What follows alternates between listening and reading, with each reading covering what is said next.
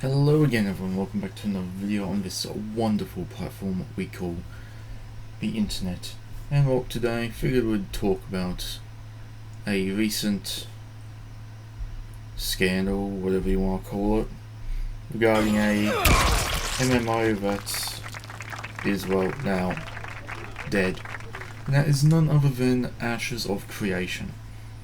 And so why I decided to talk about this is because, well, apparently, from what I've heard, it is even much more of a scam than the day before, which I did not think was possible, but here we are. So, I believe it was 2014 where production of this game began, and this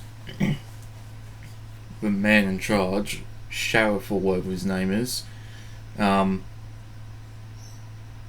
said something along the lines of that there's no corporate overlords to say what they can and can't do, and that he just wants a good MMO for the first time in ages, and all that, like the old days and stuff like that with Warcraft and so on.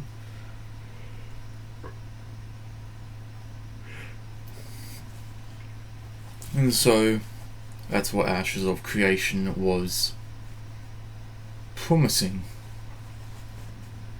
And not only that, but also promised that if it doesn't launch by a certain time or something like that, then they'll refund every single backer, like person who supported it through crowdfunding or whatever, and all that. And so we fast forward to, I believe, it's probably this year, I'm not too sure. And well, they released it on Steam in a unfinished state and everything. And well, let's just say that people aren't really too impressed with it. And well, let's just say that, and of course it's on early access. But here's the thing though, is that, yeah, I guess you could say that they finished it to a degree and published it and actually released it. But here's the thing though, they just released it on Steam, probably more than likely to avoid the whole thing of refunding everyone who helped crowdfund it and all that. That's the thing. That's more than likely why they released it on Steam. So that then they could keep the money that was given to them and not have to fulfill a promise that if the game didn't launch by a certain time or whatever, then they'd have to refund everyone their money.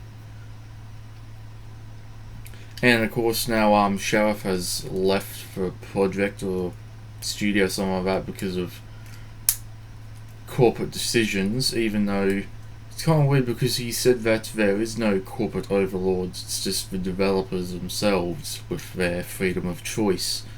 Isn't that funny? And now of course there's layoffs in the studio and all that hoo-ha.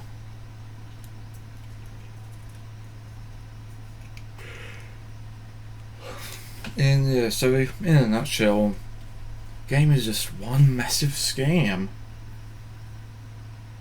Because it's not what was promised, and they released it in a buggy state to avoid having to go through with that promise that they said about refunding everyone. And there's a massive rug pull involved and everything, and yeah, you get the idea. Anywho though, yeah, that's all I really have to say. So, yeah.